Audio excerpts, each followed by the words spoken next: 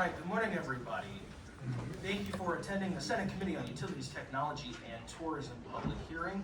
If everyone would please silence or turn off your cell phones. No Christmas carols now. We are started. We are in session. So, and then the clerk will call the roll. Senator Bradley. I'm here. Senator Fines. Here. Senator James. Senator Radcliffe.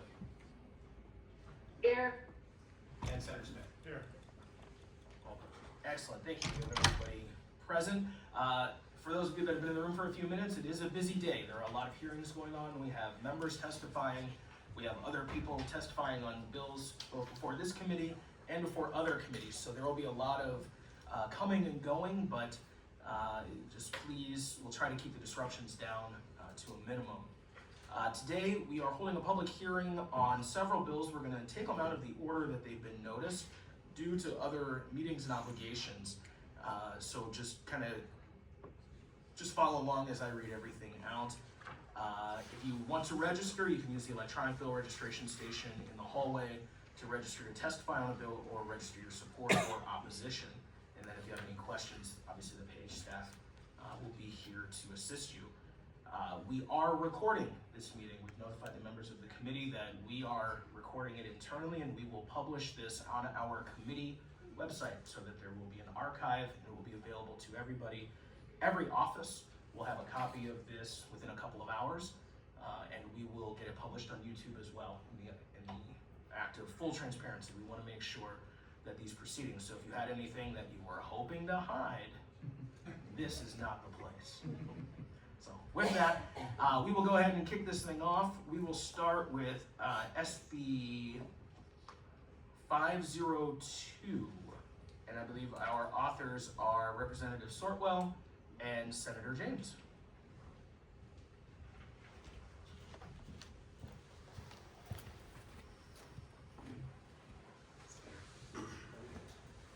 Merry Christmas. Just make sure to click the lights so that everything picks up, and feel free to begin when ready. Thank you, Chairman Bradley and members of the committee for hearing testimony on Senate Bill 502 today. This is an expansive piece of legislation aimed at helping Wisconsin lead in producing the energy of the future, nuclear power. We have all heard about the explosion of new data centers being built across the state. These data centers need energy, consistent, affordable, and clean energy. Nuclear provides the baseload stability that ensures reliability when the sun isn't shining and the wind isn't blowing. Produces zero carbon emissions and operates with a minimal land footprint compared to other energy sources. Moreover, advanced nuclear technologies offer safe and more cost-efficient deployment options than traditional plants. SB 502 builds on the legislation to advance nuclear power that was signed into law earlier this session. Our bill today does the following. Creates a nuclear energy generation tax credit, incentivizing the construction and operation of new nuclear facilities in Wisconsin. It creates a nuclear energy relicensing tax credit, encouraging extension of existing reactors. Update state energy goals to place nuclear power on an even playing field with renewables like solar, wind, and hydro. It allows utilities to recover certain costs associated with new nuclear projects. It authorizes the Public Service Commission, or PSC, to approve special energy tariffs for very large energy users if they choose to be served by locally generated nuclear power while protecting local ratepayers. The work is not done, but I'm confident this bill will be a positive step forward. The passage of this legislation promotes Wisconsin's energy independence and economic competitiveness through the responsible inclusion of nuclear power in our state's energy strategy. Thank you, and I'm going to turn it over to the mastermind behind this legislation, the one that really helped me get educated and more knowledge on this topic, Representative Sortwell. Well, thank you, Senator, and thank you, Chairman. And before I even go into my written testimony, I want to just thank all the different people that have been involved in this. This has been an extensive project. I would say, although it's been a little bit more of a faster project than one of my other bills that took several sessions, this has been certainly one of the most complicated issues I've taken on in my time in office. And there's been a lot of important players. Yourself as the chairman of the committee have been very helpful. Representative Stefan, the Chairman of the Utility Committee in the Assembly, very, very helpful. Ranking Member Subek, Governor's Office, the Utilities, Wisconsin, our largest users of electricity here in Wisconsin, WIB, been working with them. Clean Wisconsin, we have been working with so many different players on this bill, and it has been our goal from the get-go on this to put together a plan that will work for all of Wisconsin going forward in the issues that we are facing. The senator was accurate when he said that the electrical demands on our society over the next couple of decades are going to be enormous. It's the reality. We can't get away from that. We can't just bury our heads in the sand and hope that everything's going to work out. I've been public about this. I am not a huge fan of the data centers in isolation. However, this is a national security issue. We cannot allow China to win the data war. It will be the economy of the future. And the silver lining on all of this is the electrical production jobs that will be created to supply power to these facilities. Some of the best paying jobs in our society for regular everyday Joes is in utilities. It's working in power plants, putting up transmission lines, keeping our economy running from its base. So let's go through this bill and we'll talk about it in specifics, and then we'll be happy to take any questions that you have. So in the coming years, Wisconsin and America are going to see the energy demand soar dramatically as large energy users such as data centers are going to be built. Just the two projects in Mount Pleasant, Port Washington are likely going to require more electrical power than all the residences in the state combined. And there are even more of these projects likely being considered. It's the reality, and we have to face it. Wisconsin needs to rapidly increase its energy production. I will also note that right now, Wisconsin uses more electricity than we produce, and that trend needs to be reversed. I want to be selling our power to Iowa and to Canada and to Minnesota rather than having to import it. And that would support then, once again, our jobs here, exporting. We think of exporting as far as going overseas or whatever, but we can export our electricity, build the power plants here, and sell it to the other states. And by the way, if you can do that, then they can build the data centers that I'd rather have built there personally, but the electricity can still be here. Thankfully, the nuclear renaissance is here. Wisconsin is already getting a lot of national talk because of two bills that we passed earlier in this session, signed into law by the governor to promote nuclear power here in Wisconsin related to siting of nuclear power plants, to make sure we have locations for these nuclear power plants, and then a summit to highlight what Wisconsin has to offer with nuclear power, not only including the resources we have available here, the workforce we have available here, but the fantastic nuclear engineering program we have in Wisconsin, where kids can go and get this training at UW-Madison, and then they have to leave our state because there's nowhere to do those jobs other than one location. And it's a great location because it's just one. It's just one, and we need more. So let's talk about the specifics of the bill. Starting in 2030, a new nuclear power generating facility would receive a yearly credit of $1.21 per megawatt hour of generation for 10 years. That sounds like a small amount, and it's dependent on how much you produce. If it was a reactor comparable to what is currently operating at Point Beach in my district, those are roughly 1,000 megawatt units. There's two of them there. That would be roughly comparable to 10 million a year for the first 10 years. The subsequent 10 years would see a gradually reduced credit, and that would end at year 20. The reason for the stacking of this, the design of this, is because nuclear power, while very inexpensive to use once it is up and running, and will be less expensive for our ratepayers, less expensive for the people of Wisconsin to buy our electricity, it is expensive on the front end. And we want to lower those costs as much as possible on the front end so that the people of Wisconsin have reduced rates, not higher rates. And so we target that specifically there to make sure that those costs are kept low. These plants can then operate for generations at a relatively low cost. The Besnau nuclear power plant in Switzerland has already been operating for 50 years, and they are relicensing again to continue further.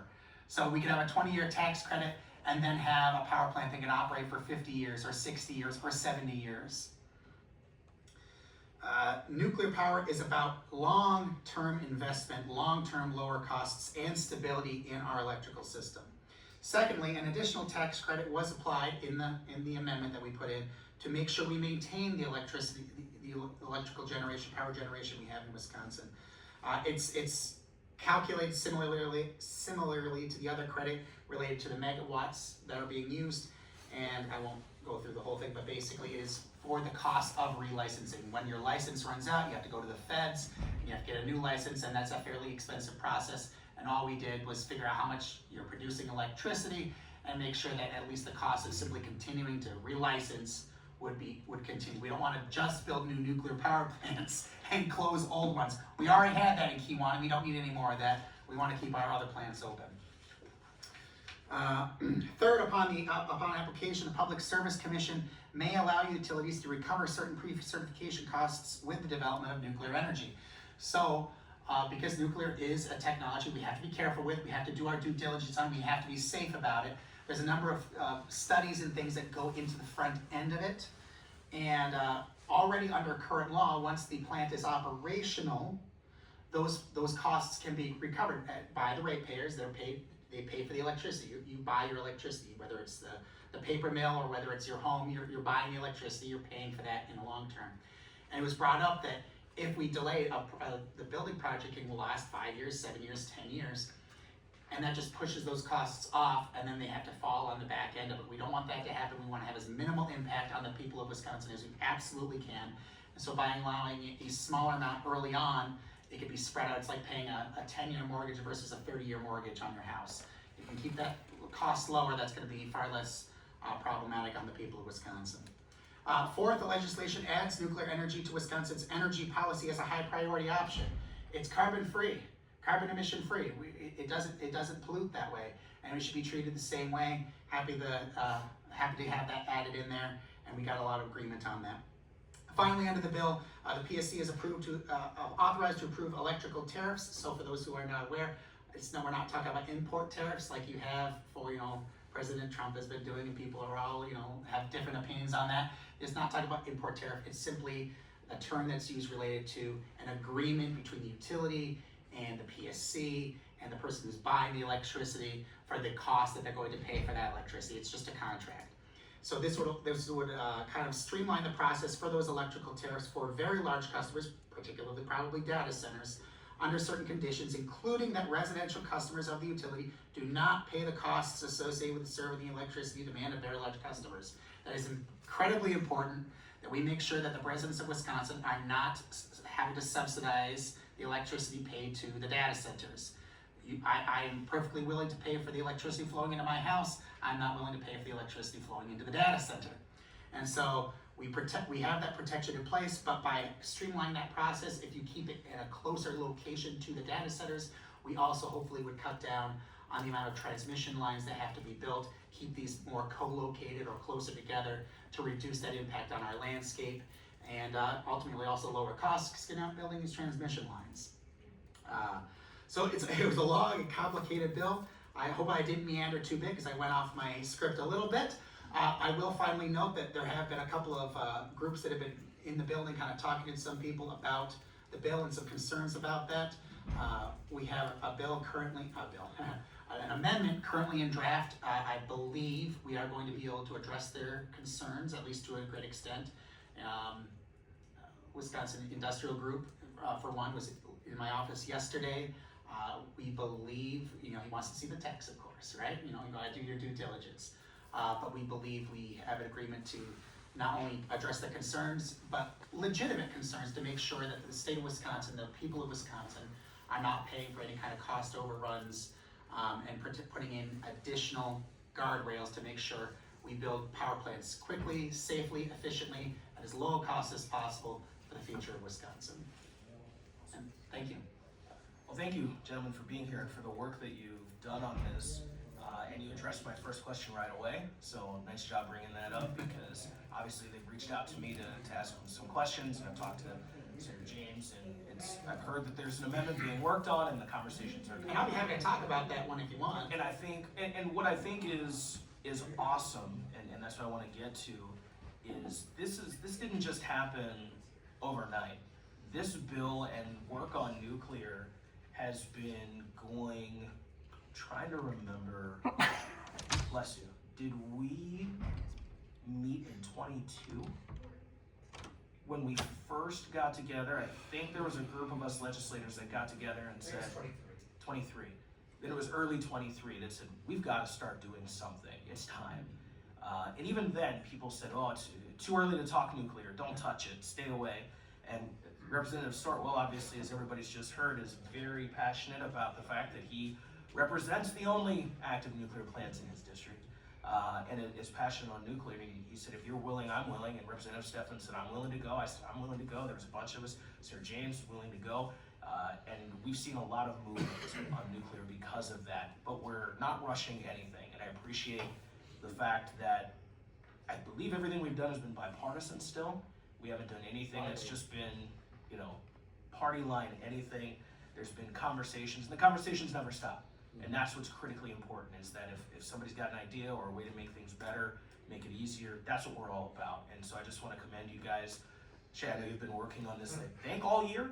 So, and that, right, but I mean, just this package, right? It was several bills, it became a package. And Sarah James, you jumped in and you picked up and run with it. So I just commend you both for the work that's been done on this, and I will open it up to questions from other members of the committee. Wow. Seeing none, I will say thank you very much for your work and for being here. That was easy. And we will call up our next testifiers. Thank you, gentlemen. Up next to testify in favor will be Bill Skews with the Wisconsin Utilities Association, followed by, is he testifying? Todd Stewart with WIG. Todd.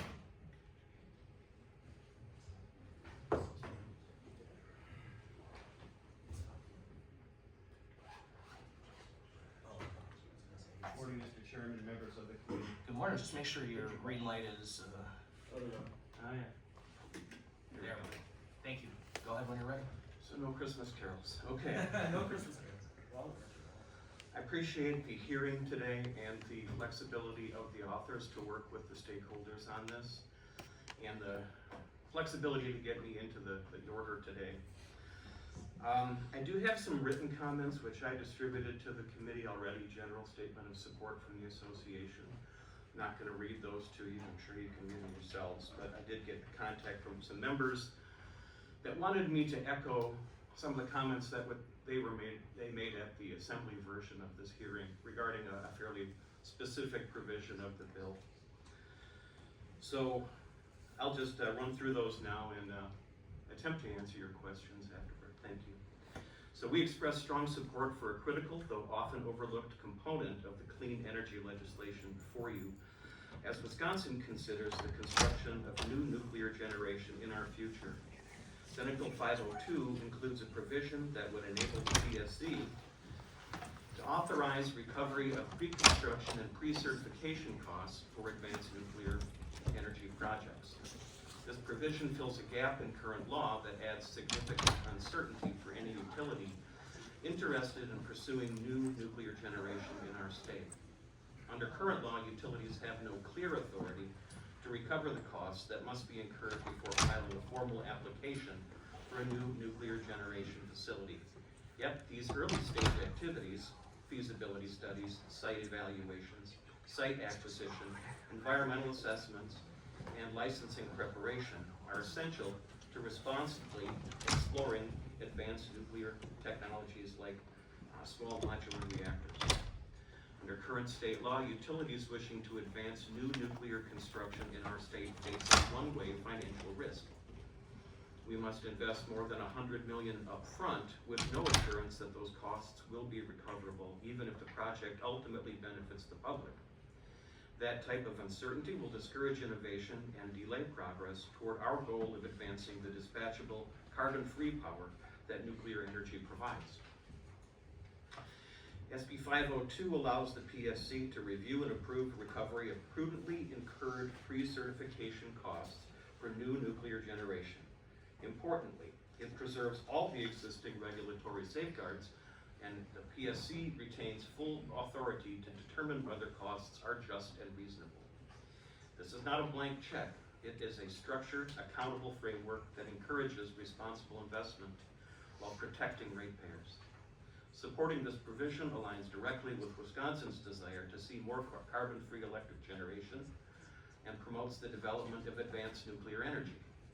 It ensures that our statutes reflect the full life cycle of nuclear energy project development, not just construction and operation, but the foundational work that makes those stages possible.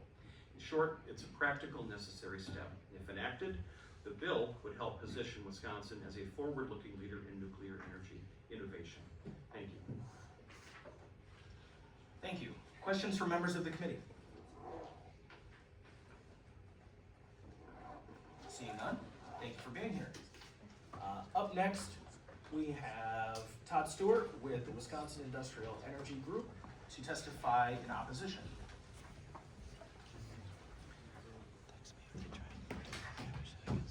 Good morning. Whenever you're ready, go ahead. Just in the nick of time. Yeah. Thank you, Mr. Chairman. I appreciate the opportunity. Can you hit your button? Make sure the. Yeah, I can probably see, get a little bit closer. There we go. Thank you. Is this any better? Yep. How about this? There we go. All right, thank you, sir. I got left ear military right. Thank you once again, Mr. Chairman and members of the committee. Todd Stewart, Executive Director, Wisconsin Industrial Energy Group. Here to respectfully offer these comments on behalf of our membership in opposition to the provision related to construction work in progress of AB 472, SB 502. You've heard me use this tagline before, but we have 25 of the largest energy consumers in the state. Typically they use roughly $1 million a month or more, usually more than that. We care very much about any policy that may impact our rates going forward. So just to start out though, we support nuclear power. We like nuclear power.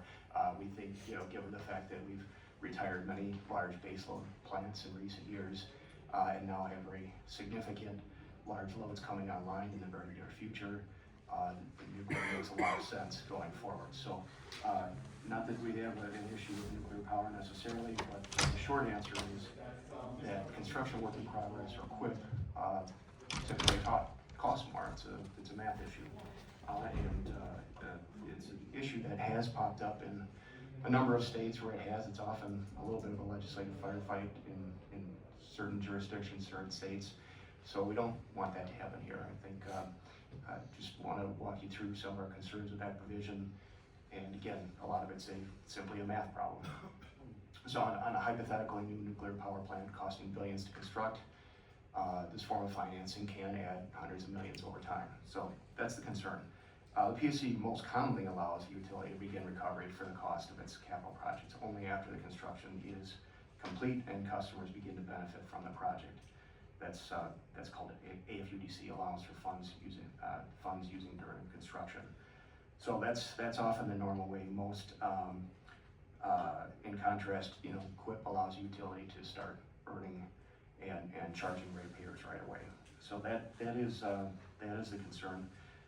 It is in section, I think, 26 through 29 of one of the bills. It's a little bit different one in the other bill. What is it? 28 through 31 is the specific provision in the bills, or in the substitute amendments, pardon me, substitute amendments. So we are concerned that weakens cost discipline and can transfer some of the financial risks from utilities over to households and businesses. We are concerned that cost overruns can become profit opportunities. In the industry, I know my utility friends hate the term, but gold plating is something that comes up in the literature quite a bit. It's something that we tend to discourage. So there was a recent report called The Hidden Tax on Your Power Bill, Construction Work in Progress. It was just recently issued by Manhattan Institute in the last couple weeks. There was some trade press publications about it recently. One of my own witnesses testified quite a bit in Georgia in 2008, 2009 on the Georgia project with the cost overruns. And unfortunately for me, I'm sure you can imagine he didn't really want to come to Wisconsin right before the holidays with our beautiful weather. He's not here today, but he is one of my frequent flyers as far as consultants goes. They can do the math much more than I can about the tax implications and financing. Again, the short answer is we're concerned about costs and risks shifted over to ratepayers. So that is, you can read my testimony. I'll keep it a little bit shorter. Customers are rightly concerned about affordability. We've had high rates, some of the highest rates in the Midwest for 20 years. PSC is currently studying cost overruns in a docket right now. We believe we need more utility cost discipline, not less. Looking through that docket on cost overruns, I didn't see anybody recommending to do QUIP in those comments from anybody. So we'd like you to take a hard look at this provision. We respectfully ask that you remove that provision in sections 26 through 29 of ASA 2 and 28 through 31 of the Senate Substitute Amendment. That concludes my written remarks, but I do want to say that I've had good conversations this week with the bill's author, many of you on this committee, staff, other stakeholders. So it's my understanding that an amendment may be coming. We'd love to continue the conversations, work with you. Hopefully, the details are important, but I do want to mention that I appreciate the conversations and want to work out any details of anything that may be coming in the future. So with that, happy to take questions from the committee this morning. Excellent, thank you. Thank you for being here. I was sympathetic and open to everything you said until you said there was somebody that didn't want to come to Wisconsin. This time of year, You can lost believe me it? at that point, so I'm kidding for the record, although he should still come to They Wisconsin. should still come. All right, questions from members of the committee? Yes, Senator James, go ahead. Thank you, Mr. Chair. Thank you for being here. I appreciate the testimony. And obviously the dialogue and conversations are continuing and the amendments forthcoming with the new amendment, which I believe you're privileged to with the discussions that we've had based on discussions with the CWIP issue. If that's taken out or modified to satisfy you all, then you'd be in favor of supporting it. I'd like to think that we could potentially get there. I want to see the details. I want to see the details. So. Continued work in progress. Yes, And work in progress. Thank you. And also, the project and every cost associated with these also has to go through the PSC process as well. So that is just another added tidbit of information that the public should be made aware of as well. So, but we definitely appreciate when the conversations stop, then we need to be worried. So we appreciate having the continued conversations, and we want to make right by this, and we want to do right for our Wisconsin ratepayers, and I just appreciate it. Thank you for being here today. Thank you. Additional questions from members of the committee? Hearing none, thank you. Very well. Thank you. That is the end of public testimony on SB 502. We have several registrations, and we'll have the clerk go ahead and read those out loud. Registration, we have Eric Cantor from Clean Wisconsin, registered against. We have Bill Hughes from the Wisconsin Utility Association, registered in favor. Joel Albrecht from the WEC Energy Group, registered in favor. Zach Hill from Alliant Energy, registered in favor. Matthew Spencer from Madison Gas Electric, registered in favor. Tyler Vorpagel from the Municipal Electric Utilities of Wisconsin, registered in favor. Aaron Fotsburzes, butchered that last name, my apologies, registered against. Oliver Schmitz, registered from the UW-Madison Associate Dean for Research Innovation in the College of Engineering, registered in favor.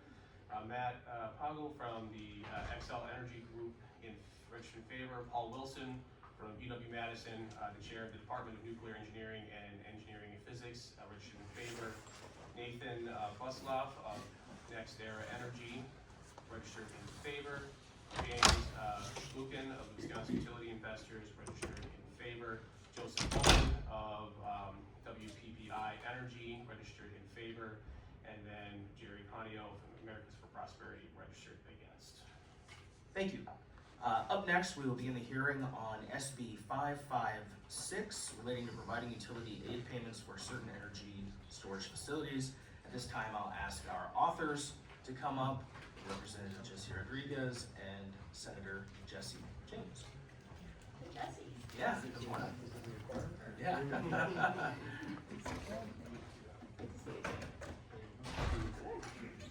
Good morning, and feel free to begin when you're ready. Well, thank you, Chairman Bradley and members of the committee for hearing testimony today on SB 556. This legislation offers a way to help our local governments by providing another qualifying property a community can have in order to receive utility aid payments. Currently, utility aid payments are offered as a part of shared revenue to offset the cost of providing services to public utilities, yet not being able to collect property taxes on those properties due to them being tax exempt.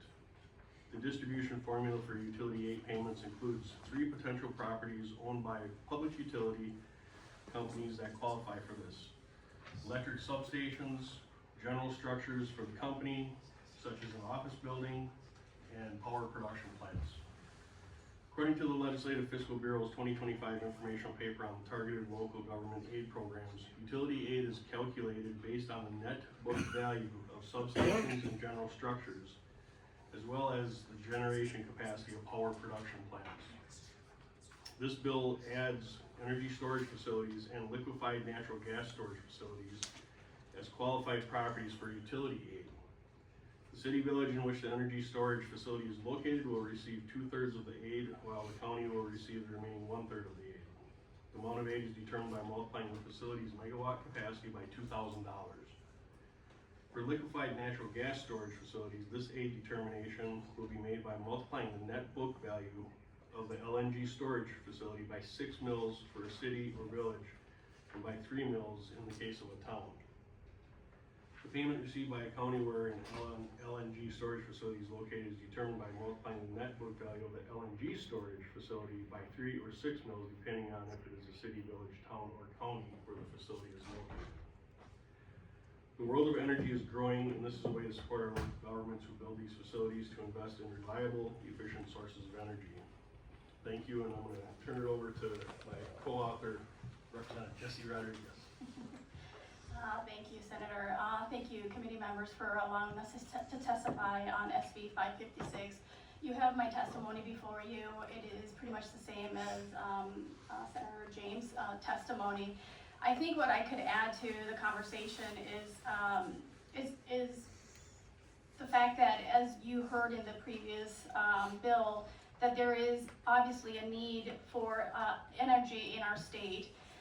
The fact that we are producing enough but not quite enough, and I think that's why this bill is so important, because not only do we need to diversify our energy sources, but we need to also have it available whenever there are spikes of energy usage, and that's where our bill kind of I think it is important in the discussion. So our bill talks about energy storage facilities. Those are obviously needed in case there is a spike in energy usage, and we need to have that available energy to be able to meet the demands that people in Wisconsin are needing, are asking for. So that's why this legislation is so important. Our bill obviously creates a method for calculating calculating utility aid. It also defines what an energy storage facility is, and provides utility aid for energy storage facilities that are in communities. So those are, I think, the key points of the bill and the reason why we are bringing it forward and the importance of passing this legislation. Perfect. Thank you for being here and for pulling this bill forward. Questions from members of the committee? It's got 3. Great. Good luck. Excellent. Well, we've got a lot of experts to testify, so I think they'll probably get all the questions. So thank you for being here. Up next, I will ask, we have a lot of local and county officials, if we could pull everybody up together We have Samantha Kirkman from Kenosha County, Tess Carr from Columbia, Lee Engfer from Buffalo, Darren Schrader from Columbia, and Michael Lucky from Jefferson County. If you would all like to please come up together, I understand that's been discussed, so we'd love to have you come forward to testify in favor. Mr. Chair, we have two other locals too. Oh, please, yes, anybody that is within the group, please feel free to come forward. Yeah. Tom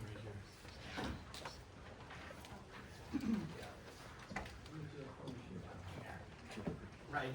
here. Right. So however, everyone would like to begin, I'll defer to the former state representative, how's that? Good morning, Good morning. Senator Bradley, members of the committee. Oh, and you I- She forgot already. Oh, no. I took the other one, it's on the other side. Well, good morning, Senator Bradley and members of the committee. I also want to thank Representative Rodriguez and James for bringing this bill forward. I'm Samantha Kirkman, I'm the Kenosha County Executive, and I'm here today to express my support for Senate Bill 556. Kenosha County is uniquely located in our state directly between Milwaukee and Chicago, and as such is a hotbed for economic development in recent years. With that economic development comes the need for infrastructure, and utility infrastructure is key. Kenosha County was once home to the state's largest generator of electricity, the We Energy's Pleasant Prairie Power Plant. That coal-fired plant went offline in 2018, but the story didn't stop there for need for production in our county. Today, the town of Paris is home to the state's first large-scale battery storage system, which went online earlier this year as part of the Paris Solar Farm development. The 110 megawatt storage facility complements a 200 megawatt solar farm, which generates enough power for more than 55,000 homes annually. Thanks in large part for our location, the solar farm and the energy storage is important. That is why it's important for Assembly Bill 556 and its companion bill in Assembly 559 are so important to our region. There are a variety of costs that come along with the production of energy storage systems, ranging from property tax revenue, public safety, and the quality of life. This legislation provides a mechanism for our counties and municipalities to recoup some of the costs associated with those productions. And that is why I'm here today. I want to just deviate a little bit from my written testimony. Last week, or 2 weeks ago, I was out in Oregon and was part of the National Counties Association's trip to look at energy and was able to tour large wind turbines to solar farms. And they brought me along because I've become an expert with regards to battery storage and gave unique perspective to what's going on in our region and why it is so important to have it as a component, because we've had a couple snowstorms recently, and so when the snow is on those solar panels, obviously they need energy, and so the battery then release energy into the grid, and so this is why these are going to happen throughout the state of Wisconsin and our country. So they're part of that package, and so to help us as locals offset the cost associated with the fire and first responders. And at the first hearing, we didn't necessarily hear from some of our first responders, but in the town of Paris, our fire chief has become an expert with regards to battery storage systems. I myself and the town chair went to Milwaukee to see the batteries come in, and then they put them in large train cars. We have 150 of them in the town of Paris. And so really got a firsthand look at what happens though, because there are a couple places in the country that do have them, if there is a thermal runaway and those kinds of things. So we need it, but then there's also those expenses. So the town of Paris has bought a state-of-the-art $1.5 million fire truck, which hasn't arrived yet. But then they also have to retrofit their fire station to actually accommodate the need for that particular fire truck. So if there is a thermal runaway, the type of fire response is different than a house fire. And so you think about, again, a thermal runaway, you want to keep a battery cool and the other batteries cool around it and let the the fire burn out. So those are those types of costs that people aren't necessarily thinking about. They think, oh, we just want to flip on our lights. Well, there's an impact to our communities, and so that's why I really wanted to come to share a little bit of my side. I'd be happy to tour, bring anybody down to our area and see all the utility infrastructure that we have going on to complement the nuclear that, so again, thank you so much. Mr. Chair, if you wouldn't mind if I would go second. Sean Paff, and I'm the lobbyist for Wisconsin Counties Utility Tax Association. You see in front of you are counties from across the state that are part of our organization. We're honored that the county executive's been a great leader on this issue and been very instrumental in our group on this bill. I'll let them introduce themselves down the line here, but just briefly on behalf of who WACUDA, we call ourselves, is a 29-member organization of counties interested in issues surrounding Wisconsin's utility tax law and how the state calculates its distributes its utility aid payments. We advocate for protecting and enhancing a portion of shared revenue as utility aid. The association works to preserve the system which the state collects from utilities and returns a portion to counties to help offset the cost of providing services to these tax-exempt properties. WACUDA is incredibly supportive of SB 556 and its companion Bill 559 because it makes a simple change by amending Statute 79.04 and relating statutes creating utility aid payments for certain energy storage facilities and allows storage facilities to be added into the utility aid calculations. WACUDA is grateful to the bill's authors, Senator Jesse James, Representative Jesse Rodriguez, especially for their hard work. Their staff has been great to work with, and we work closely with a broad coalition of partners from both the private sector and public sector to bring this legislation forward. The legislation, as you'll hear, and I'll be quicker here, the energy storage facility is a property owned by a light heater power company, electric cooperative, or municipal electric company, storage, electric energy, and other form, battery, pumped hydro, etc., and capable of converting back to electricity. Battery storage will be calculated through a calculation of the megawatt capacity of the storage facility, while LNG is calculated as net book value of the facility. Overall, WACUDA's main goals these past sessions have been to include energy storage as part of the state's utility aid formula. This legislation accomplishes that goal. It's a formula that we all recommend and are familiar with. And as many of your speakers will say, and I said earlier in this hearing on another bill, Wisconsin's seen incredible energy growth in its energy production and is an ever dynamic and changing economy. Passage of SB 556 is essential to ensure that Wisconsin's economic future will continue to grow because of investment in communities and local governments that host energy storage utility. And also, we want to thank you for your past support and continued support of shared revenue and aid to Wisconsin's local governments. I'd be happy to turn it over to my colleague, Michael Lucky from Jefferson County. Thank you. Thank you to this Senate committee, Chairman Bradley, Ranking Member Ratcliffe, who represents Jefferson County. Thank you, all of you, and Senator James as well, for bringing this bill forward. I just want to warn you all, so when I know I worked for both the Assembly and Senate, and I know there's always try to be some one-upsmanship between the two houses. When I came to testify in the Assembly bill, I went back to Jefferson County and then turned around because my wife went into labor and headed back to Madison. So please don't try and one-up that. I can't take it right now. But anyways, this is a very important bill for the county, and I really appreciate you all hearing it. What I want to talk about is the liquefied natural gas aspect of it. So the liquefied natural gas, there are two such facilities right now in the state of Wisconsin. One is in the town of Ixonia in Jefferson County, and I was joined last time by the supervisor who represents that area as well as the town chair for what this would mean for them. The facility that's in Ixonia is a capital expenditure of about $200 million. It can create enough storage capacity for 1 billion cubic feet of liquefied natural gas, that's 12 million gallons. And that's enough liquefied natural gas to supply We Energy's customers for 10 straight days. And this is used during periods of bitter cold while you're seeing more natural gas usage. It's also at the time where it's more difficult to transport natural gas through the pipeline network. And so this is a storage facility to help alleviate those peak times and the demands that are caused because of those. The facility cools gas to 260 degrees below 0 Fahrenheit. It liquefies the gas, it reduces its volume by 600 times. And so there's a significant level of storage there that can alleviate strain on the system. This is, like I said, a massive project, and similar to how many of these massive projects are treated under state law, approval actually fell under the jurisdiction of the Public Service Commission. The Wisconsin Gas LLC, which is who operates this, did enter into a joint development agreement with Jefferson County and the town of Ixonia. We're very, very grateful for the partnership they displayed and the willingness to work with us. But again, the approval ultimately came from the state. And Wisconsin Gas LLC pays state taxation under Chapter 76. That's gross revenues that goes into the state's general fund.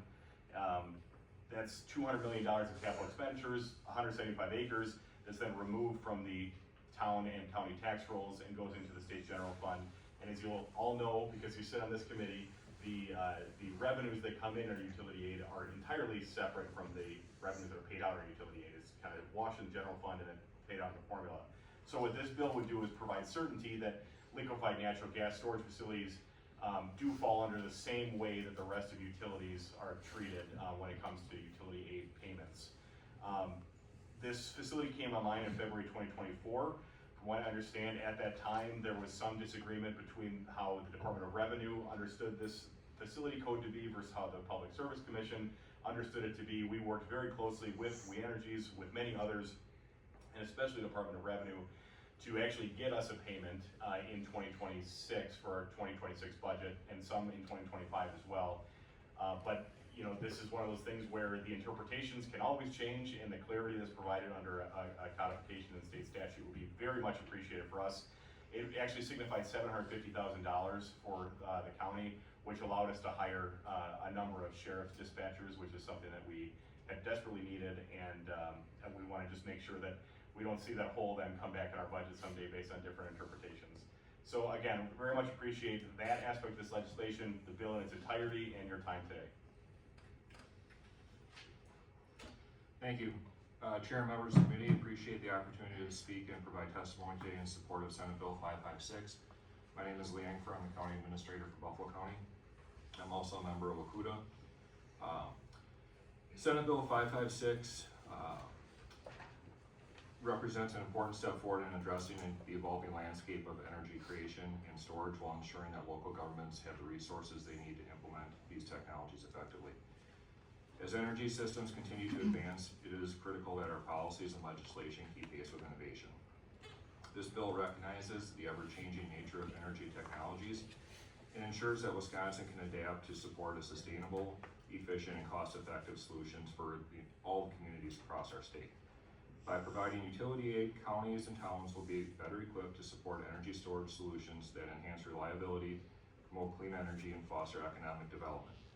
Senate Bill 556 balances state ambition with respect for local governance, provides fair compensation to host communities, and unlocks investment in infrastructure that benefits every corner of Wisconsin.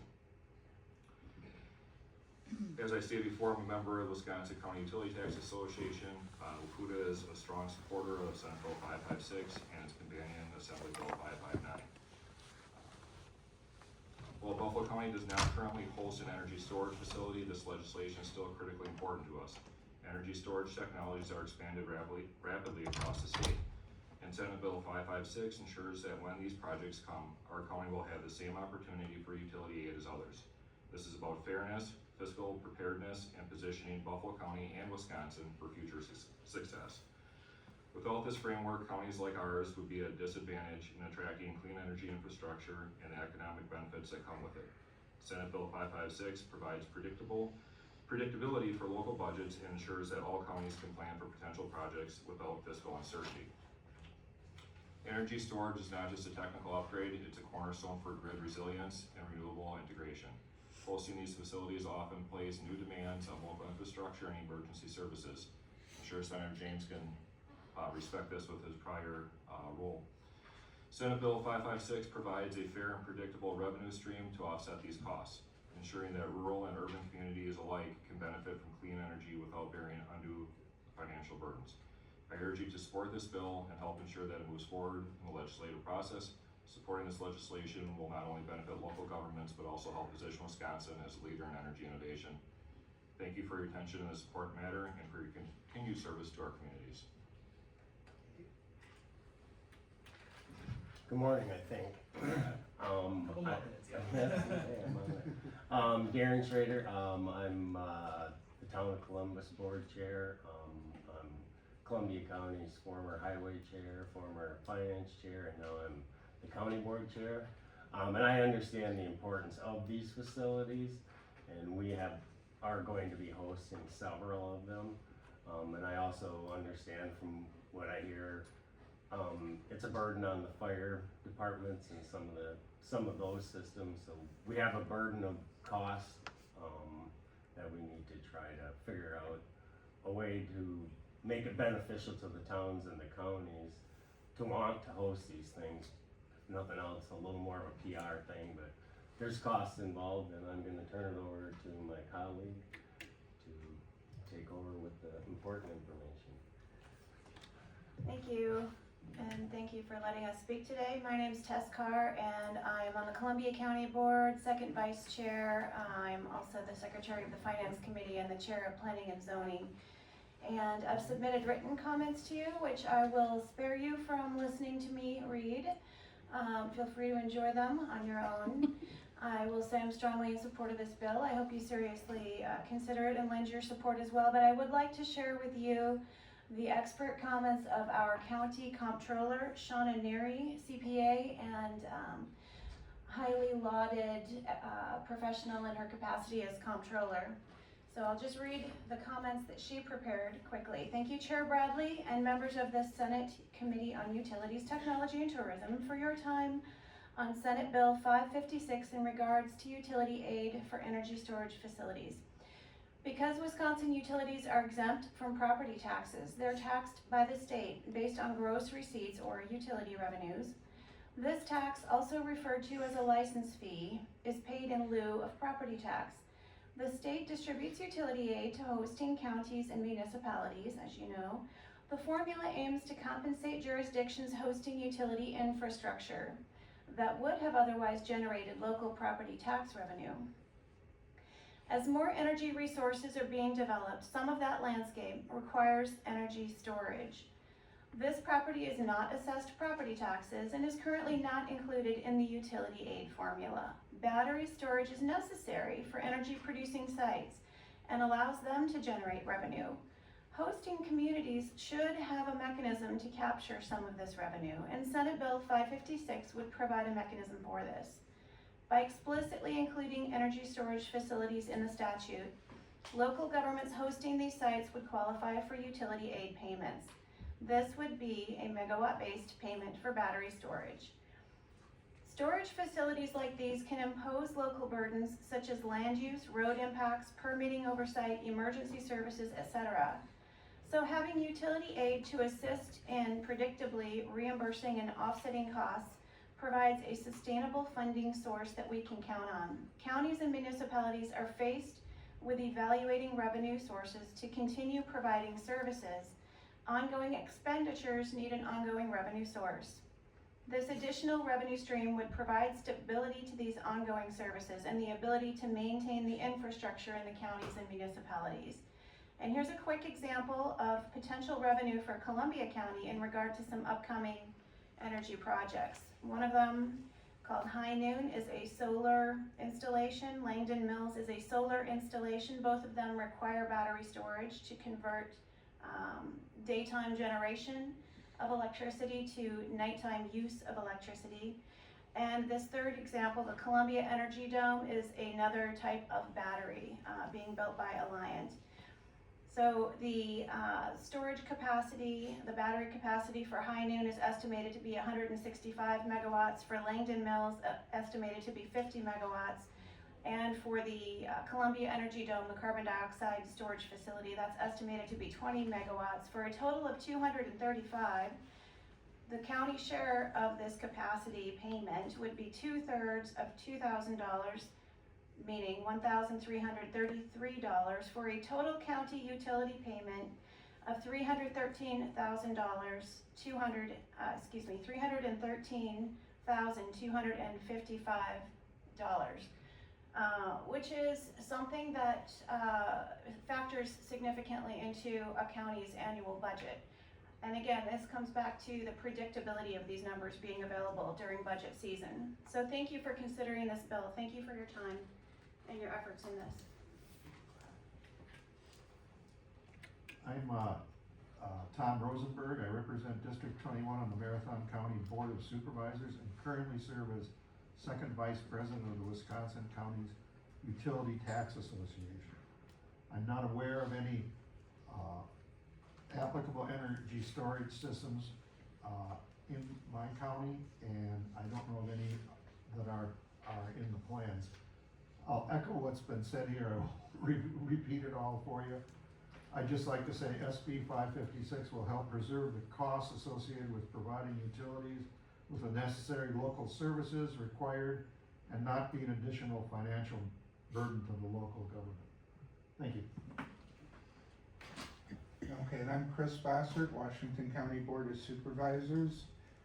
In Washington County, we currently do not have a lot of power generation, but with AI coming up, we have AI data centers being built in Port Washington and Beaver Dam, so both sides of our county. There is talk of new transmission lines in our county. As well, there's a big gas terminal in the corner of Milwaukee County, close to our corner, which means there could, in theory, be an ideal site for liquid natural gas in our county. Our basic ask here is that this get treated exactly the same as energy production. These energy storage facilities, right now, there's two big disincentives for any community to host them. They're gonna lose property tax revenue because it comes off the tax bill, and they're gonna incur extra costs to be ready for these. This bill will negate those two disincentives. And if energy storage is going to come to Washington County, I don't want any municipality in our county to feel like they have to say no because they're afraid of the tax implications and the extra costs they're gonna face. So I ask everybody to support this bill. I know our senator is Senator Fyan. He has signed on to this bill, which is greatly appreciated. And I won't take up any more of your time. Thank you. Well, thank you all for making the trip here or back here to Madison. Both of you as well. Michael, good to see you again. And for your testimony today. Questions from members of the committee? Yes, Senator Reckler. Thank you. I just wanted to say that it's really, I'm really appreciative that you all are here today testifying as to how this impacts your counties and communities, because not all of us have that local or county background to understand the impacts per se, and so the education and informational piece is really important, hearing from the people that work with this every day. And I know some came a little bit farther down here to testify, which I appreciate, and you only got rain today instead of snow, so that's fortunate. Well, not counting. So I just wanted to say thank you. It means a lot. Thank you. Additional questions, members of the committee? Hearing none, thank you all for being here, and safe travels back home. Up next will be Joel Haubrich with WEC, followed by Zach Hill with Alliance.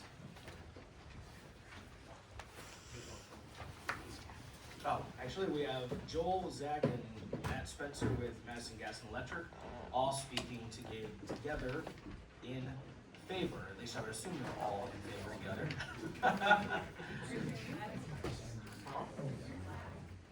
Oh, I left it at home. Oh, yeah. I should have actually gone green and red or Okay. Good afternoon, Chairman Bradley, committee members and staff. My name is Zach Hill and I'm the Senior Community Affairs Manager for Alliant Energy. On behalf of Alliant Energy, I want to thank you for holding this important hearing today on SB 556, which makes a simple change by amending state statutes to create utility aid payments for certain energy storage and LNG facilities and allows them to be included in utility aid calculations. We also thank Senator James and Representative Rodriguez for authoring this important bill. For those of you on the committee that aren't familiar with Alliant Energy, we're an investor-owned utility headquartered here in Madison. We serve electricity to about 500,000 retail customers and transport natural gas to about 200,000 customers across Wisconsin. We're investing in a balanced energy mix comprised of new and traditional and renewable resources. I'd also note that we're adding 295 megawatts of energy storage in 4 different Wisconsin counties to make the electric grid more resilient and to benefit our customers. As mentioned, energy storage is vital to Wisconsin's energy future. It enables utilities to deliver stored energy when demand is highest and strengthens grid reliability. Storage systems typically charge during low demand periods, often using excess wind and solar generation, and then discharge during peak times like hot summer afternoons or these cold winter days that we've had a lot of recently. This improves our efficiency of our generation plants and ensures consistent power availability. We believe a battery's flexibility and versatility basically makes it like the Swiss Army knife of all energy resources. It can do so many different things. Now, liquefied natural gas facilities, or LNG, offer similar benefits. They often act like basically a big battery for gas. For instance, our planned LNG project in Rock County could supply local homes and businesses with several days of backup natural gas during a major disruption like we had last winter. It could also power a generation unit at a nearby West Riverside gas plant for multiple days to maintain regional electricity supply. In closing, utility aid payments are essential for communities hosting these facilities as they help fund local services like emergency response and necessary infrastructure improvements like the last speakers mentioned. SB 556 updates state statutes to support these technologies and will ensure a resilient energy grid across Wisconsin for decades to come. Thank you, Mr. Chairman, for holding this hearing today, and to the rest of the committee members for your support and attention of this important bill. Thank you, Chairman. Thank you, committee members. My name is Matthew Spencer. I'm Director of Government Affairs for Madison Gas and Electric. We serve about 167,000 electric customers in the greater Madison area. MG&E respectfully registers in favor of SB 556. I don't want to repeat everything that was said, but I just want to thank the counties that come out here today. We believe this bill addresses a critical gap in Wisconsin's current utility aid framework and brings much needed uniformity onto how communities are supported when hosting these modern energy facilities. And I think that's the main goal from my company. I don't want to speak for the other IUs. Is we want to, I guess the word, reward our hosting sites that host these facilities for us. Wisconsin already provides aid payments for energy generating sites. However, as the energy landscape evolves, battery storage and other energy storage technologies are becoming essential components of a reliable and resilient grid. We believe that SB 556 does just that and ensures that our communities are fairly compensated for hosting us. These projects are part of our broader commitment to delivering net zero carbon electricity by 2050. And as we invest in innovative energy and storage technologies, everything has to be on the table, and that includes the passage of SB 556. Thank you, Mr. Chairman, members of the committee. My name is Joel Halbrick. I'm here on behalf of WEC Energy Group, parent company of We Energies, Wisconsin Public Service, and we strongly support SB 556. I have written testimony with you all, so I won't go through it. Just highlight a couple things. Many of them have already been said, but I think it's important to highlight it. The bill brings the statutes, modernizes them. LNG is not in the statutes as energy storage, nor is battery, so we're making sure that we're just staying current. It was mentioned earlier that there was a disagreement with Department of Revenue and the PSC. Were LNG facilities able to be compensated? It took a lot of discussions to be able to get a portion of those plants to receive utility aid, but that is just, as it was mentioned, that is just an opinion of one Department of Revenue.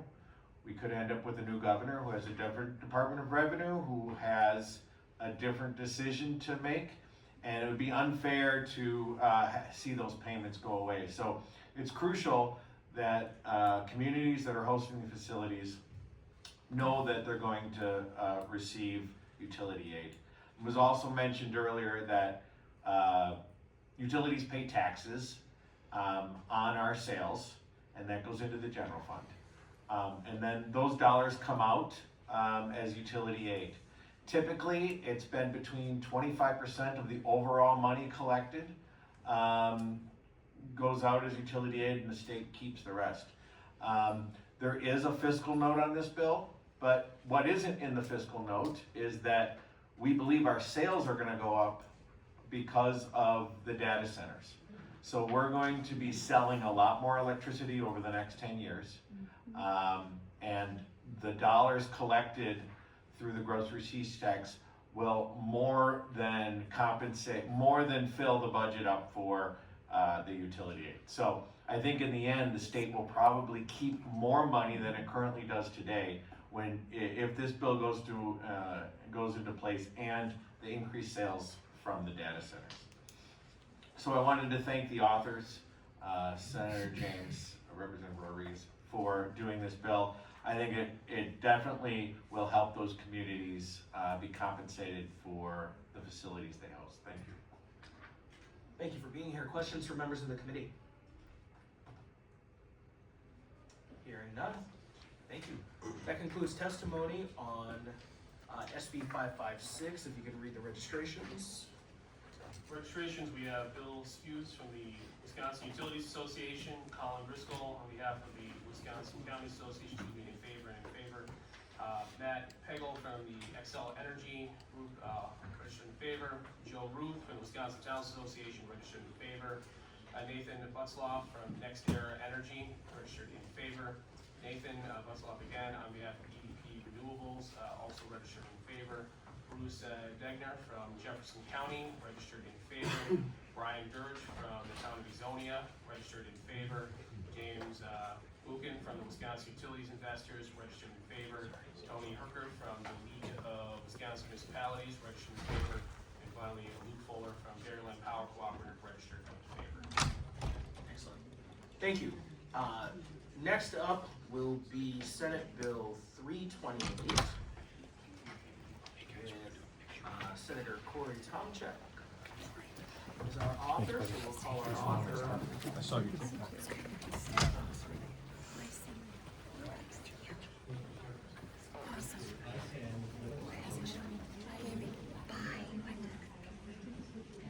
Gentlemen, when you are ready, go for it. We are ready. We all remember as kids going to the county fair, either to participate or just for something to do in the summer. As elected officials, we would attend fairs in a different capacity, volunteering, campaigning, or simply supporting our constituents who participate. County fairs are a staple, an important part of Wisconsin summer that showcases our farming and agricultural heritage. SB 328 is very simple. It cleans up a statute dating back to the early 1900s, stating that fairs which claim state aid, and there are 73 of them in the state of Wisconsin, but they must provide a statement to DADCAP showing the premiums paid and other information. The statement must also affirm that the fair prohibited gambling devices, the sale of intoxicating liquors, and exhibitions of immoral character. SB 328 repeals the requirement for this statement. And as fairs continue to look for ways to raise money, this statute stands in their way. SB 328 should be signed into law. County fairs could now hold bingo and raffles and attract attendees and add to their revenue streams. By repealing the prohibition on intoxicating liquors, fairs could offer additional beverage options in addition to beer and wine for their attendees, raising a significant amount of money. There is no reason, if a county fair feels they would benefit from selling cocktails, Bloody Marys, or margaritas, that they shouldn't be allowed to. This is Wisconsin, after all. It is time for the law to catch up to 2025 and give county fairs the ability to raise more money, keep the doors open for decades to come. SB 328 helps them do that. Thank you.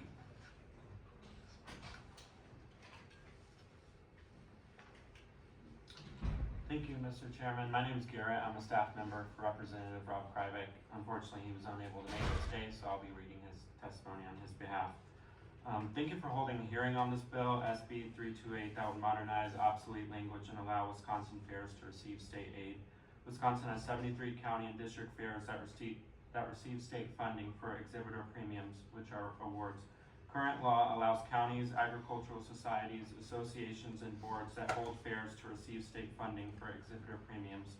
That law, which was passed in the 1930s, does not allow exhibitors who host taste offerings, serving hard liquor, hosting bingo, or using gambling devices to receive state aid due to being defined as immoral character.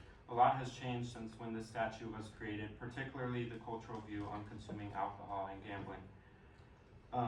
Senator Tomczyk and Representative Kreibich are introducing legislation to modernize this 1930s era state statute. This bill simply eliminates one sentence of obsolete language and will allow exhibitors at Wisconsin fairs to apply for bingo and raffle licenses and serve hard liquor in addition to beer and wine while still getting state aid.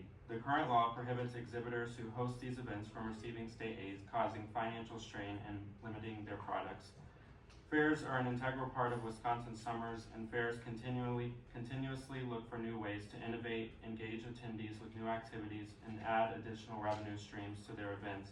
Bingo and raffles have proven to be popular ways to raise money and create excitement, and as people enjoy Bloody Marys at Sunday brunches, fairgoers could also enjoy these events. This bill has the support of Wisconsin Fairs and Wisconsin DATCAP, as it would keep exhibitors from violating the law when receiving state aid. This is a simple fix that will provide more revenue opportunities for exhibitors who help make Wisconsin Fairs the fun, memorable event that they are. Thank you. Excellent, thank you. Questions from members of the committee? I'm letting you off easy. Thank you, gentlemen. Thank you. Up next, we have Jamie Butke, Amy Olson, Chrissy Luke, and Mary Check all speaking in favor together. And I apologize for anybody's name I did not get correctly. I'm sure you know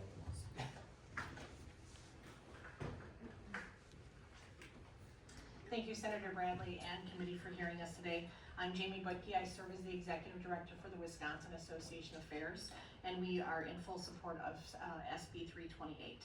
I'll give you a quick history of the state aid and how we've received it over the years, and then I'll turn it over to my colleagues, and they'll address each of the three different areas in the language that we're looking to have removed from statute 9323. So the Wisconsin Association of Fairs connects 74 member fairs. We include state fair. They're not state aided fair, but so you'll hear 73 and 74. It's whether we include state fair as part of that number. And more than 150 associate members annually so that they can provide the best educational experience for their patrons. Over 2 million people attend county fairs each year, and if you add state fair to that, that's another million. County fairs have been in existence in Wisconsin since 1842, and state aid has been part of the Wisconsin Fair since 1856. The Wisconsin Association of Fairs has been in operation since the early 1920s. State aid is provided to pay for the premiums awarded to the exhibitors that are showcased at the fair. I think it's important to explain what that is, because sometimes there's confusion with it. We currently receive $650,000 that gets divided among 73 fairs to help cover the expenses of the state aid that is awarded for the exhibits. We can't use it for anything else. We can't use it to upgrade our grounds, do any type of improvement. It is strictly for that.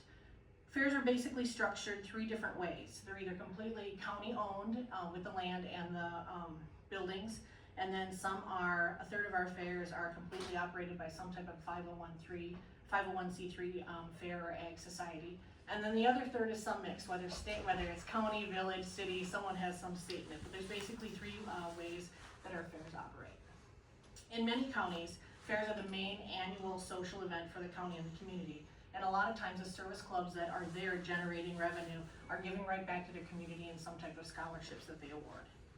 Wisconsin fairs provide a unique opportunity to provide ag education for their fairgoers. And in the past 10 years, our fairs have expanded their ag education, providing specific areas that show that milk comes from a cow, not the grocery store shelf. Eggs come from chickens, how wheat is grown in a field, harvested, and becomes many of our products that we eat at home. If the fair does not provide this type of education, where will our fair attendees, who are more than 4 generations removed from the farm, receive this information? It's extremely vital that fairs continue for the future. And fairs are always evolving to keep up with the trends while educating people of all ages about agriculture. The language in this bill that we are asking to be removed is obsolete, and it would take the handcuffs off of fairs that we were running into when we're trying to find other areas to generate revenue. Good afternoon. My name is Mary Check. I'm president of the Wisconsin Association of Fairs, and I'm also the manager of the Rock County Fair in Janesville, Wisconsin. Rock County Fair is the most recent fair to join the fair business of serving beer. Our fair has been long talked about at our fair, and when revenue at our fair continued to decline, we needed a solution for new and increased revenue, and beer sales was the answer. We're newbies to this business, but the added $30,000 increased income has made a positive impact on our budget for our fair. The income could be better if the statute was updated to meet the demands of the generation of today. Today's generation is all about RTD, ready to drink beverages or drinks in a can. As we know, as fair planners and organizers, convenience is the key to this generation attending fairs. When this rule was created many, many years ago, it was a different world than the one we live in now. Over the years, we've added that beer could be served at fairs. Time continues to change. That is why we want to see the language removed. Not every fair will take advantage of this choice, as many fairs and municipalities that have rules that will prohibit these beverages. But some fairs could choose to break away from the stipulation for state aid, and when Wisconsin Association of Fair ends up with a divided fairs over rules made years ago when society was different. Wisconsin Fairs recently took part in a national economic impact study for annual fairs in Wisconsin. This information showed that 3.3 million visitors attended Wisconsin fairs in 2024. With a $1 billion impact on the local economy of the fairs, 7,500 jobs sustained, and $23.3 million in state fiscal impact from sales tax. Fairs should be able to have the beverage of choice at the fair, knowing they are under the rules of local authority, but giving them a chance to increase the revenue and increasing the attendance of an age demographic that enjoys watching entertainment at the fair with a beverage of their choice. We appreciate your continued support of Wisconsin Fairs, and thank you for taking the time to listen to the information we presented to you today. Hello, Mr. Chairman, members of the committee. So I'm Amy Olson. I am the Vice President of the Wisconsin Association Fairs and the Director of the Grant County Fair in Lancaster. And I'm going to speak on the portion of the gambling in this section. The Grant County Fair, along with many other fairs across Wisconsin, respectfully request reconsideration of this provision. Our intent is not to transform our fairgrounds into casinos or introduce electronic gaming machines or any high-stake wagerings by any means. Rather, we seek the ability to offer controlled traditional activities such as bingo, poker, pull tabs, raffles, meat raffles, those of that at our fairs. These types of activities have long-standing ties within community gatherings. They're used by civic organizations right now. They are used at charitable events and social engagements in Wisconsin already.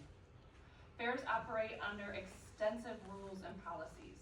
We enforce the rules and policies governing exhibiting standards, animal welfare, vendor operations, safety procedures, and code of conduct for both staff and the public. Any fair wanting to add the bingo or the raffles would follow the state gaming rules already are in place. Importantly enough, allowing these activities will provide another avenue to engage that next generation that we so need at our fairs. With changing demographics, our younger audiences are seeking interactive social experiences. We want to preserve our core mission, which is agriculture, education, and community connection, but then we want to adjust so that that change keeps our fairs vibrant for the communities and the social as well. It's also important to note that this was written, of course, you've heard, many decades ago, at times when fairs and public entertainment looked very different than what they are today when you go to a fair. Wisconsin fairs have consistently demonstrated their ability to adapt responsibly to change while maintaining accountability and the public trust. Updating this statute would acknowledge that and allow fairs to operate under rules that reflect present-day realities while still upholding the values and safeguards that the state expects us to. In closing, this request is about measurable flexibility, local control, and responsibility in governance. Wisconsin fairs remain committed to being family-centered and community-driven institutions. Thank you. Good afternoon, Chairman and Chairwoman and the committee. My name is Chrissy Gluge, and I am a committee member with the Wisconsin Association of Fairs, but I also am the Executive Director with the Waukesha County Fair. My area that I'm going to speak about is more engaged to the immoral character direction.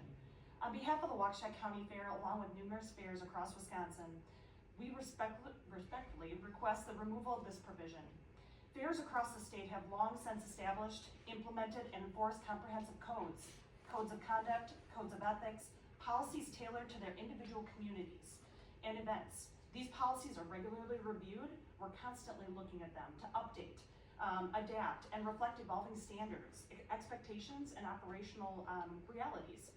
These codes of conduct apply broadly and consistently across all aspects of our fair operations. They govern the conduct of general fairgoers, youth and adult exhibitors, animal exhibitors and their families, superintendents, commercial vendors, fair staff, volunteers, and pretty much anybody and everybody that come to the fair or is a part of it. As such, the existing statutory language has become obsolete. You've heard that word often. What once applied back in 1930 doesn't really pertain today. Fairs have independently taken responsibility for maintaining appropriate standards of behavior, recognizing the significant impact our events have on families, the youth, the community, and everybody abroad. Fairs also operate under extensive rules. Much like Amy mentioned, we have regulations and oversight and are routinely monitored and policed. We work closely with local law enforcement and public safety partners to ensure that safety and security are our top priority and are foundational components of every fair. By way of example, the Waukesha County Fair shared over our codes of conduct, policies, and information of our procedures with Senator Bradley's office. And we did that to provide insight with the robust framework that currently are in place at our event, but much like many other fairs across our state. While these policies are dynamic, they remain centered on our primary objectives, delivering a safe, well-regulated, and family-friendly event each year. Familiar frameworks, like I mentioned, are in place across fairs all across our state, each adapted to their respective communities and their operational needs. Importantly, when these policies and procedures are violated, fairs have clearly enforced the consequences that are consistently in play. Accountability is not theoretical. It's an active and essential part of our fair operations. With respect to all of these points, Wisconsin fairs are trusted community institutions with a proven track record of responsible governance, public safety, and self-regulation. Removing this outdated provision would acknowledge the modern practices already in place, allow fairs to continue to operate effectively under our established policies, and better align with the state statute and the realities of today's fair operations. We respectfully ask for your consideration and support in removing this age-old language. Thank you for your time, your continued support of Wisconsin fairs, which are vital contributors not only to tourism, but economic impact, and also the community engagement across the board. We appreciate your time. Thank you, and thank you all for being here. I had no idea until your testimony that fairs predated statehood by 6 years. That's pretty cool. The first county fair in the state was Waukesha County Fair. Good to know. So any legislators from Waukesha County should be very proud of that. Just saying. Just saying. Okay. Thank you. Questions from members of the committee? Hearing none. Thank you all for being here, and I look forward to being at least one of your. I think I've actually been to 3 of the 4. So you'll see me for sure this summer. So thank you very much. I've been to a lot of them. Don't do it on 1 year. No. Challenge accepted. Yeah. Well, if we get bingo and everything going, I mean, I'm a bingo connoisseur. All right, so that concludes testimony on SB 328. We have no additional registration, so we will move on to our final bill for today, which is SB 733, calculation of fuel costs for electric public utilities fuel cost plan. And I will call up the bill's author, Senator Corey Tomchak.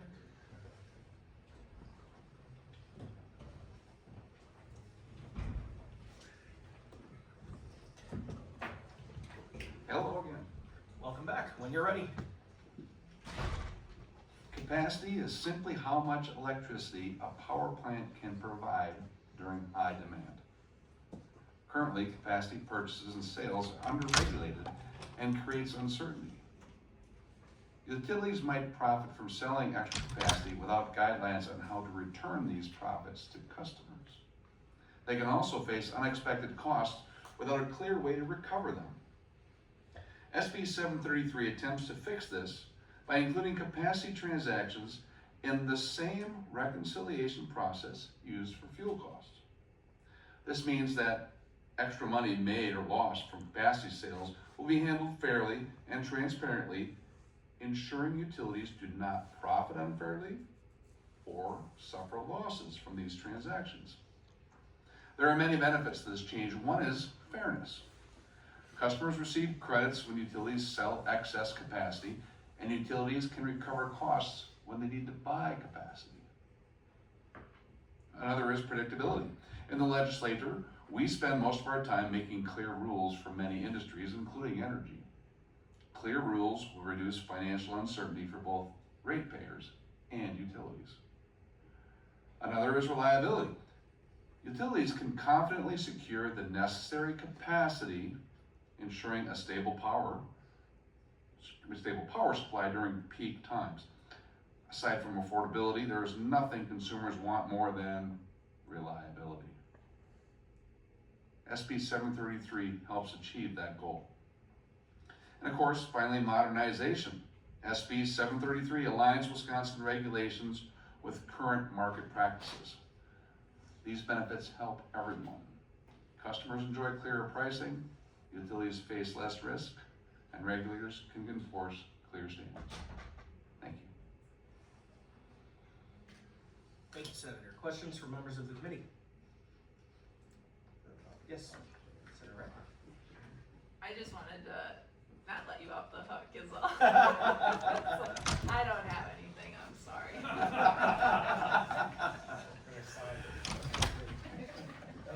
That was good, that was good. Any additional questions or comments for Senator Tomczyk? How's that? You can open it up to comments. I have quite a few for you. I'm kidding, no, this is a good bill. This is good. Thank you very much, Senator. Thank you all. If I don't see you, have a Merry Christmas. To you as well. Up next, we have Joel Hubbard and Zach Hill speaking together in favor.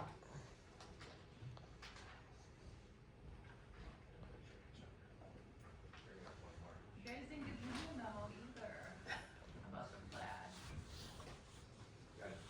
Well, yeah, trying to be Christmas.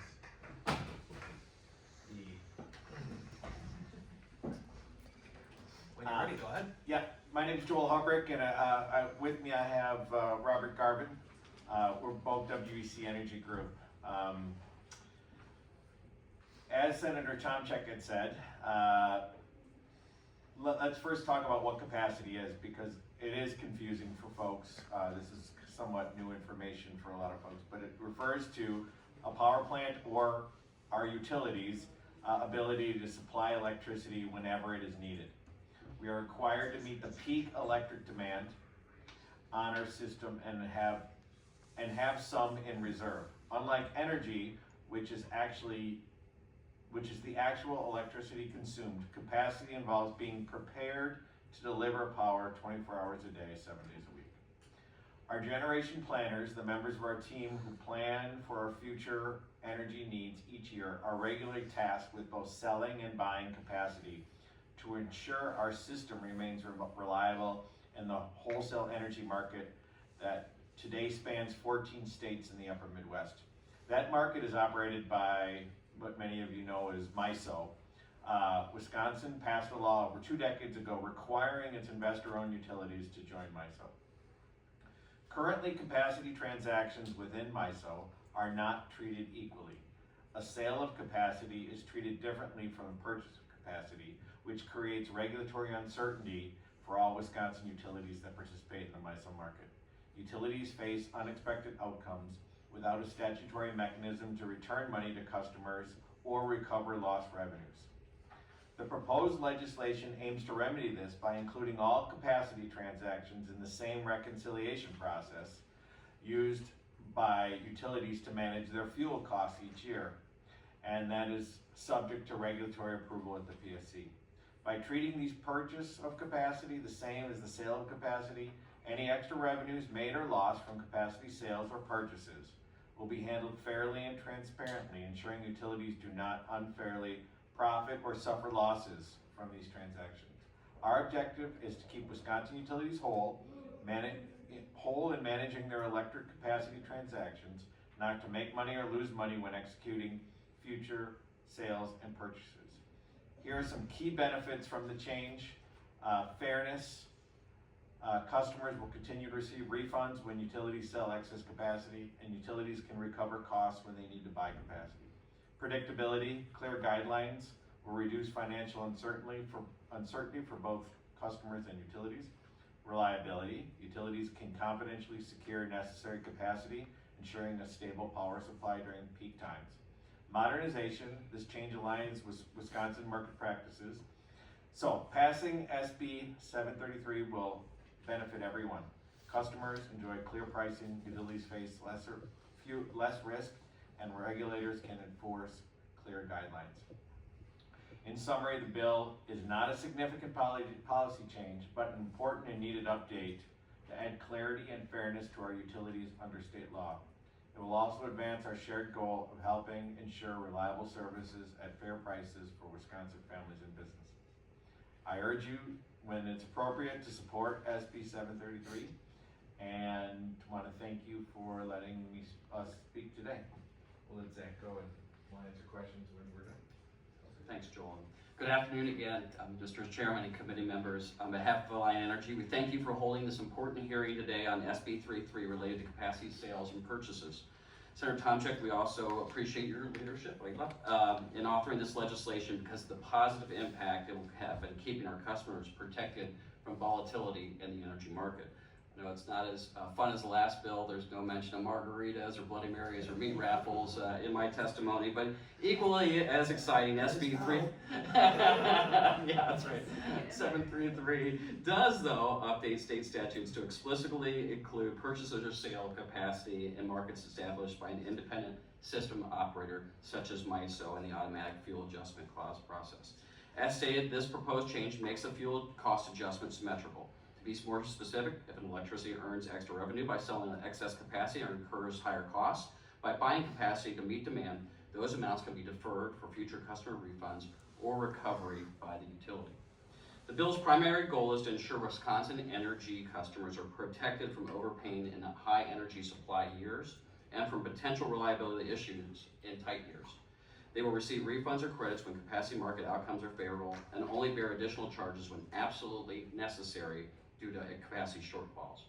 Over time, customers pay for the actual cost of service and get any extras back, promoting affordable and just rates. I think it's just the most important thing for you to know is that SB 33 does not eliminate any oversight whatsoever by the Public Service Commission of Wisconsin. Utility fuel cost plans are always reviewed in advance and in retrospect by the Commission to ensure they are in the public's best interest. In closing, SB 33 is a common sense statutory update that bolsters the fairness and resilience of Wisconsin's utility rate system.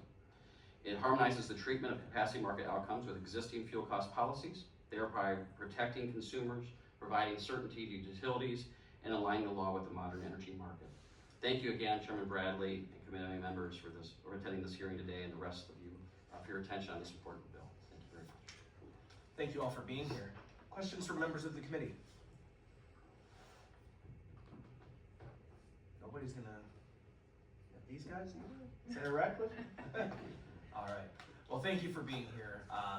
And that concludes testimony for this bill and all the public testimony we will be taking today. If the clerk will read the registrations we have. We have additional registrations on SB 733 from Rob Summerfield, State Representative for the 68th District, registered in favor. Bill Skewers from Wisconsin Utility Association, registered in favor. Matthew Spencer from Madison Gas and Electric, registered in favor. Matt Pagel from XL Energy, registered in favor. James Buchan from the Wisconsin Utility Investors, registered in favor.